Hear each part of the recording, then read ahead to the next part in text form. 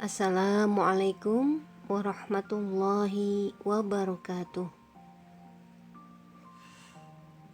Ibu-ibu rahimakumullah, pada kesempatan kali ini kita akan bersama-sama menyimak pembacaan buku Pengantar Hukum Islam karya Dr. Rohidin SHMAG. Dimulai dari bab 1, yaitu tentang pokok-pokok hukum Islam. A. Pengertian hukum Islam. Al-Quran dan literatur hukum Islam sama sekali tidak menyebutkan kata hukum Islam sebagai salah satu istilah. Yang ada di dalam Al-Quran adalah kata syariah, fikih, hukum Allah, dan yang seakar dengannya. Istilah hukum Islam merupakan terjemahan dari Islamic law dalam literatur barat. Istilah ini kemudian menjadi populer untuk lebih memberikan kejelasan tentang makna hukum Islam, maka perlu diketahui lebih dulu arti masing-masing kata. Kata hukum secara etimologi berasal dari akar kata bahasa Arab, yaitu hakama yahkumu, yang kemudian bentuk masdarnya menjadi hukman. Lafaz al-hukmu adalah bentuk tunggal dari bentuk jamak al-ahkam. Berdasarkan akar kata hakama tersebut, kemudian muncul kata al-hikmah yang memiliki arti kebijaksanaan. Hal ini dimaksudkan bahwa orang yang memahami hukum kemudian mengamalkannya dalam kehidupan sehari-hari, maka dianggap sebagai orang yang bijaksana. Arti lain yang muncul dari akar kata tersebut adalah kendali atau kekangan kuda, yakni bahwa keberadaan hukum pada hakikatnya adalah untuk mengendalikan atau mengekang seseorang dari hal-hal yang dilarang oleh agama. Makna mencegah atau menolak juga menjadi salah satu arti dari lafaz hukmu yang memiliki akar kata hakama tersebut. Mencegah ketidakadilan, mencegah kezaliman, mencegah penganiayaan, dan menolak mafsadat lainnya.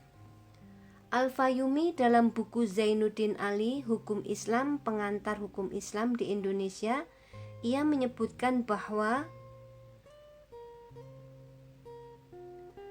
hakama bimakna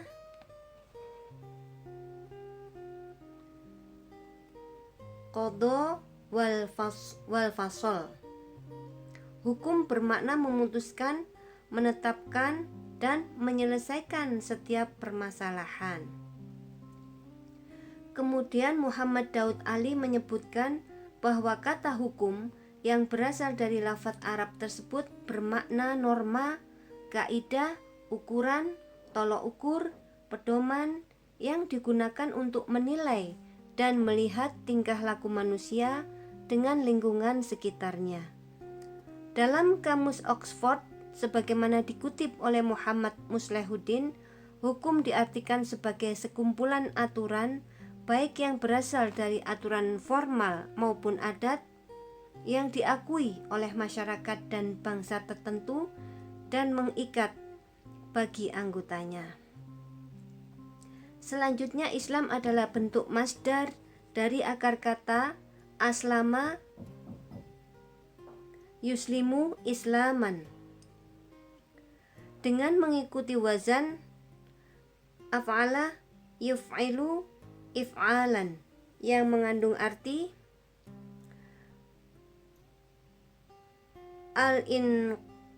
al-inqiyad wa ta'ah, ketundukan dan kepatuhan, serta bisa juga bermakna Islam damai dan selamat. Namun kalimat asal dari lafaz Islam adalah berasal dari kata Salima yaslamu salaman wa salamatan, yang memiliki arti selamat dari bahaya dan bebas dari cacat. Sebagaimana terdapat dalam Al-Quran surat Ali Imran ayat 20 yang berbunyi, A'udzubillahi minasyaitonirrajim. Fa in hajjuka faqul aslamtu wajhiya lillahi wa manittaba'ani wa qul lilladzina utul kitaba wa ummiyina a'aslamtum fa in aslamu faqad ihtadaw wa in tawallaw fa innama 'alaikal balaghu wallahu basirum bil ibad. Yang artinya, kemudian jika mereka mendebat kamu tentang kebenaran Islam, maka katakanlah, aku menyerahkan diriku kepada Allah, dan demikian pula orang-orang yang mengikutiku. Dan katakanlah kepada orang-orang yang telah diberi Alkitab dan orang-orang yang ummi, apakah kamu mau masuk Islam? Jika mereka masuk Islam, sesungguhnya mereka telah mendapat petunjuk. Dan jika mereka berpaling, maka kewajiban kamu hanyalah menyampaikan ayat-ayat Allah. Dan Allah Maha melihat akan hamba-hambanya. Islam bermakna sebagai sebuah ketundukan dan penyerahan diri seorang hamba saat berhadapan dengan Tuhannya. Hal ini berarti bahwa manusia dalam berhadapan dengan Tuhannya, Allah, haruslah merasa kerdil, bersikap mengakui kelemahan dan membenarkan kekuasaan Allah Subhanahu wa taala. Kemampuan akal dan budi manusia yang berwujud dalam ilmu pengetahuan tidaklah sebanding dengan ilmu dan kemampuan Allah Subhanahu wa taala. Kemampuan manusia bersifat kerdil dan sangat terbatas. Semisal hanya terbatas pada kemampuan menganalisis, menyusun kembali bahan-bahan alamiah yang telah ada untuk diolah menjadi bahan yang bermanfaat bagi kehidupan manusia, tetapi tidak mampu menciptakan dalam arti mengadakan dari yang tidak ada menjadi ada.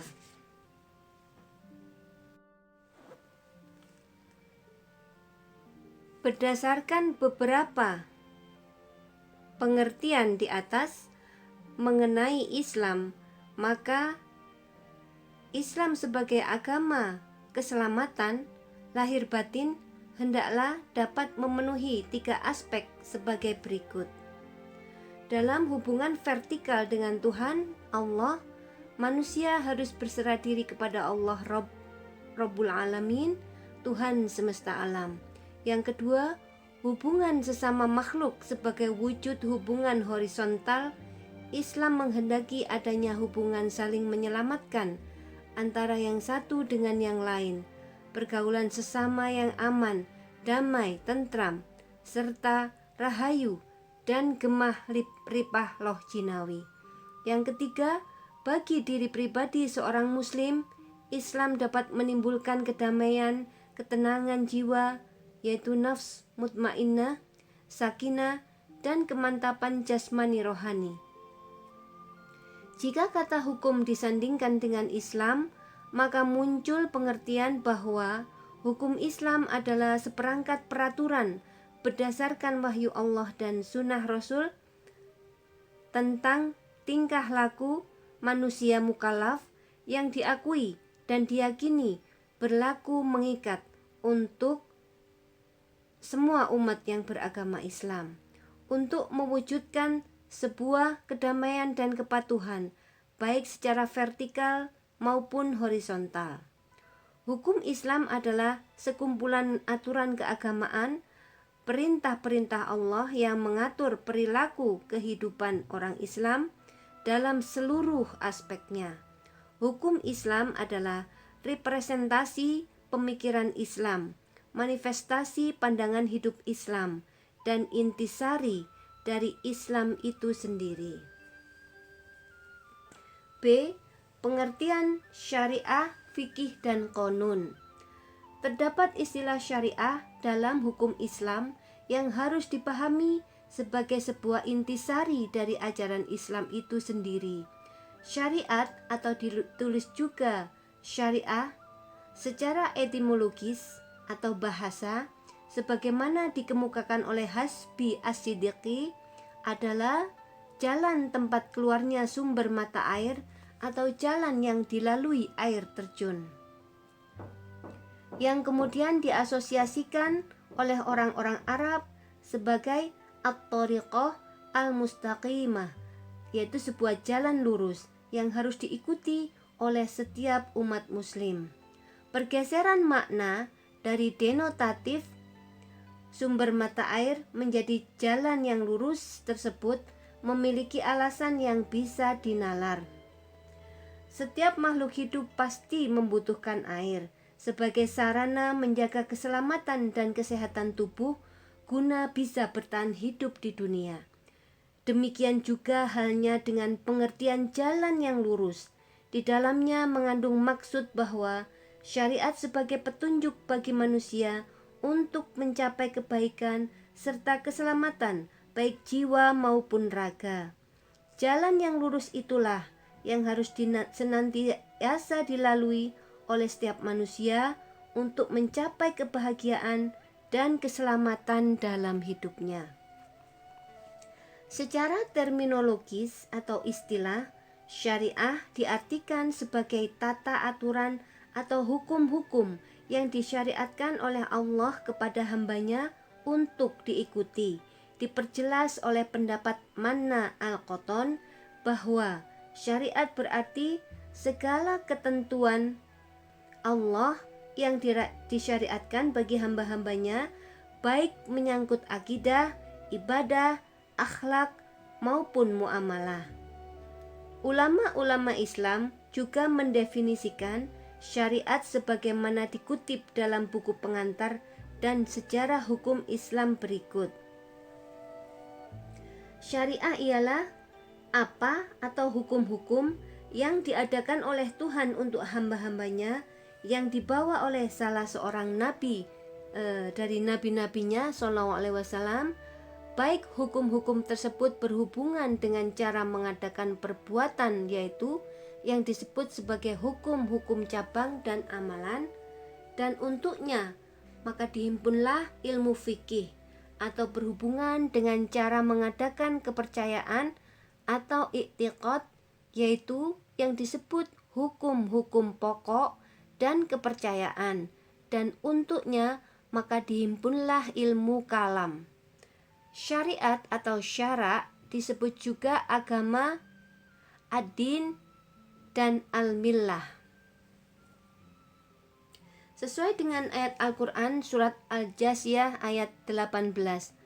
A'udzu billahi minasyaitonir rajim. Tsumma ja'alnaka 'ala syari'atin minal amri fattabi'ha wa la tattabi' ahwa'al ladzina la ya'lamun. Yang artinya, kemudian kami jadikan kamu berada di atas suatu syariat atau peraturan dari urusan agama itu, maka ikutilah syariat itu dan janganlah kamu ikuti hawa nafsu orang-orang yang tidak mengetahui. Syariah pada mulanya diartikan dengan agama, namun kemudian lebih dispesifikkan untuk hukum amalia saja. Pengkhususan makna syariah dimaksudkan untuk memberikan pemahaman bahwa sejatinya agama hanya satu dan cakupannya lebih luas atau universal. Sedangkan syariah dapat berbeda-beda antar satu umat dengan umat lainnya.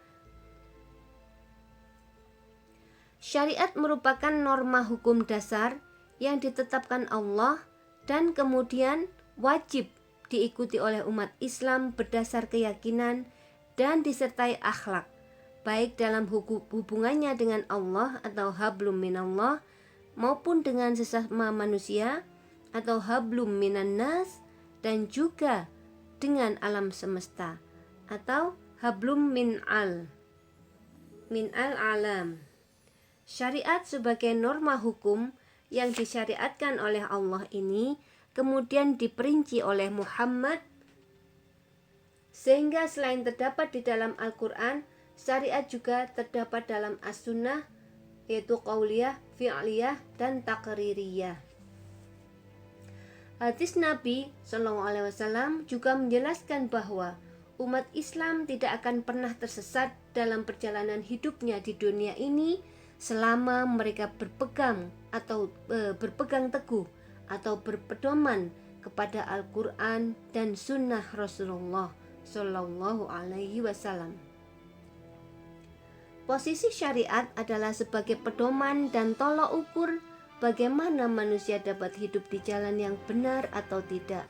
Selama di dalam hidup tetap berpatokan kepada ketentuan Al-Quran dan hadis Nabi Sallallahu Alaihi Wasallam, maka hidupnya akan menjadi terarah.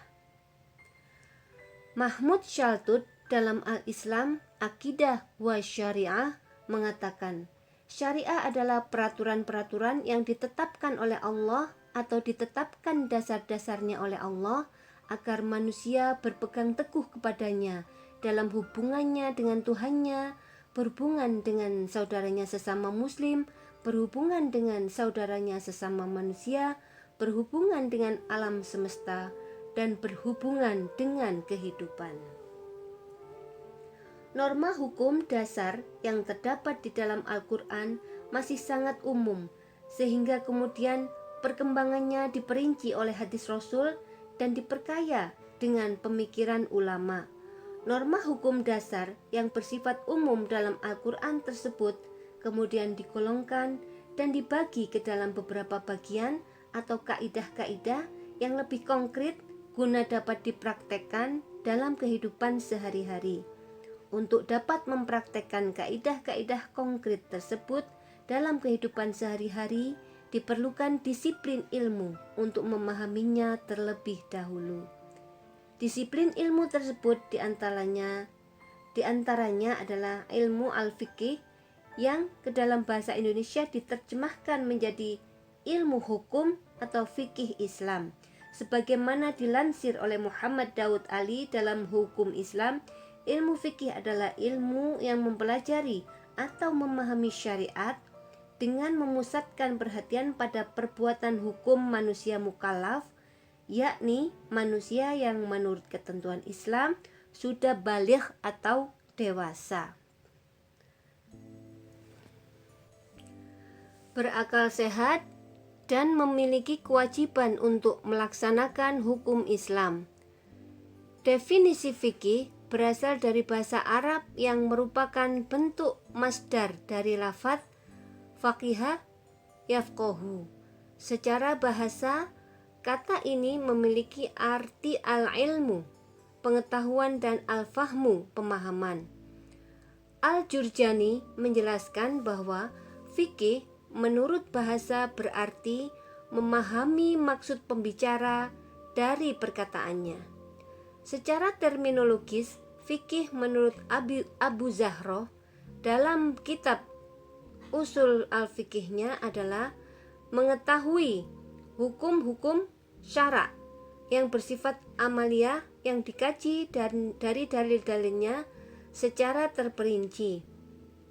Menurut Al-Amadi yang dikutip Mardani dalam Hukum Islam atau pengantar ilmu hukum Islam di Indonesia, ilmu fikih adalah ilmu tentang seperangkat hukum syara yang bersifat furu'iyah atau cabang yang didapatkan melalui penalaran dan istidlal atau perujukan. Berdasarkan beberapa definisi di atas, dapat digarisbawahi bahwa fikih bukanlah hukum syara itu sendiri, tetapi interpretasi terhadap hukum syara. Fikih hanya merupakan interpretasi yang bersifat dhonni atau dugaan yang senantiasa berubah seiring perkembangan zaman, waktu, dan tempat. Hakikat fikih dapat dipahami sebagai 1. Fikih adalah ilmu tentang hukum syara. 2. Fikih membicarakan hal-hal yang bersifat amaliyah, furu'iyah, yaitu praktis dan bersifat cabang. 3. Pengetahuan tentang hukum syara didasarkan pada dalil tafsili, yakni Al-Quran dan hadis. Keempat, fikih digali dan ditemukan melalui penalaran dan istidlal mujtahid. Secara ringkas, fikih adalah dugaan kuat yang dicapai oleh seorang mujtahid dalam usahanya menemukan hukum Tuhan. Fikih memiliki keterkaitan dengan hukum-hukum syara yang bersifat praktis yang bersumberkan pada dalil-dalil terperinci. Hukum-hukum syara tersebutlah yang dinamai dengan fikih, baik ia dihasilkan dengan jalan ijtihad maupun tanpa ijtihad. Sehingga jelas sekali bahwa hukum-hukum yang terkait dengan bidang akidah dan akhlak tidak termasuk dalam pembahasan ilmu fikih dan tidak pula dikatakan sebagai ilmu fikih. Berdasarkan beberapa definisi tersebut di atas, terdapat perbedaan pokok antara syariah dengan fikih. Pertama, ketentuan syariat terdapat dalam Al-Quran dan kitab-kitab hadis. Yang dimaksud syariah adalah wahyu Allah dan sunnah Nabi Muhammad SAW sebagai Rasulnya. Sedang fikih adalah sebuah pemahaman manusia yang memenuhi syarat tentang syariat dan terdapat dalam kitab-kitab fikih. 2. Syariat bersifat fundamental serta memiliki cakupan ruang lingkup yang lebih luas, meliputi juga akhlak dan akidah. Sedangkan fikih hanya bersifat instrumental, terbatas pada hukum yang mengatur perbuatan manusia yang biasa disebut sebagai perbuatan hukum. 3. Syariat adalah ketetapan Allah dan ketentuan Rasul-Nya sehingga berlaku abadi. Sedang fikih karena merupakan karya manusia, maka sangat dimungkinkan mengalami perubahan sesuai perkembangan zaman dan waktu. Yang keempat, syariat hanya ada satu, sedang fikih berjumlah banyak karena merupakan pemahaman manusia, seperti terdapatnya beberapa aliran ahli fikih, faqih atau fuqaha yang berbeda, dikenal dengan sebutan mazhab atau mazahib. 5. Syariat menunjukkan konsep kesatuan dalam Islam, sedangkan fikih menunjukkan keragaman pemikiran yang memang dianjurkan dalam Islam. Selanjutnya, definisi qanun atau undang-undang. Undang-undang ini merupakan kata yang berasal dari bahasa Arab. Kitab Mu'jam al-Wasit menyebutkan bahwa qanun adalah setiap perkara yang bersifat kuli atau menyeluruh, yang relevan dengan seluruh juz'iyah atau bagian-bagiannya, yang darinya hukum-hukum juz'iyah tersebut dikenal. Dalam hal ini, ulama salaf memberikan definisi qanun sebagai kaidah-kaidah yang bersifat kulli atau menyeluruh, yang di dalamnya tercakup hukum-hukum juz'iyah atau bagian-bagian. Jika kata qanun disebutkan bersamaan dengan kata syariah, tidak lain maksudnya adalah suatu hukum yang dibuat manusia untuk mengatur perjalanan hidup dan hubungannya dengan sesama manusia yang lain, baik secara individu, masyarakat, dan negara. Dasar syariat adalah wahyu Allah, sedangkan dasar qanun adalah ra'yu atau ro'yu atau produk manusia. Kata qanun, undang-undang, berarti kumpulan undang-undang atau hukum produk manusia yang dikemas untuk perkara tertentu dan bidang tertentu seperti undang-undang pidana dan lain-lain. Bisa disebut pula qanun ialah kumpulan hukum produk manusia yang digunakan untuk menyelesaikan dan memutuskan perkara manusia yang berselisih. Qanun, produk manusia yang kali pertama dikenal ialah Qanun Hammurabi di negara Babilonia. Sedangkan kumpulan qanun klasik yang paling terkenal adalah Undang-Undang Romawi. Terdapat perbedaan mendasar antara syariat dengan qanun jika ditinjau dari 3 aspek, yaitu pertama, aspek pembuatan. Qanun merupakan produk manusia, sedangkan syariat syariat Islam adalah produk Allah. Qanun sesuai dengan sifat pembuatnya atau manusia, maka terdapat kekurangan, kelemahan, dan keterbatasan. Maka dari itu, qanun menerima perubahan, pergantian, termasuk penambahan dan pengurangan materi sesuai perubahan yang terjadi di masyarakat. Ditinjau dari aspek pembuatan ini, maka qanun tidak akan pernah sempurna karena merupakan produk manusia yang penuh dengan keterbatasan. Berbeda halnya dengan syariat. Ia adalah produk Allah Subhanahu wa Ta'ala yang mewakili sifat-sifat kesempurnaan Tuhan semesta alam, berupa kekuasaan, kesempurnaan, dan keagungannya. Jangkauan Allah yang meliputi apa yang telah, sedang, atau akan terjadi menjadikan syariat selalu sesuai dengan perkembangan zaman dan tidak akan mengalami perubahan serta pergantian. Sesuai dengan firman Allah Subhanahu wa Ta'ala dalam Al-Quran surat Yunus ayat 64, yang artinya, bagi mereka berita gembira di dalam kehidupan di dunia dan dalam kehidupan di akhirat. Tidak ada perubahan atau pergantian bagi kalimat-kalimat atau janji-janji Allah. Yang demikian itu adalah kemenangan yang besar. 2. Aspek waktu berlakunya. Qanun sebagai produk manusia bersifat temporer untuk mengatur setiap perkara dan kebutuhan manusia. Seringkali qanun atau aturan muncul setelah terdapat masyarakat.